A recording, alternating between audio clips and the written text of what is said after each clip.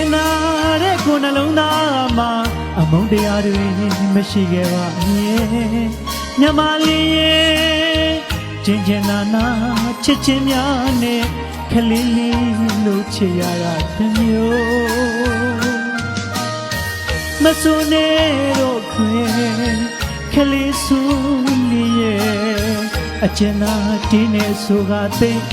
မြမလေးအိတ်ကိုအိတ်ပါတော့လေခွေ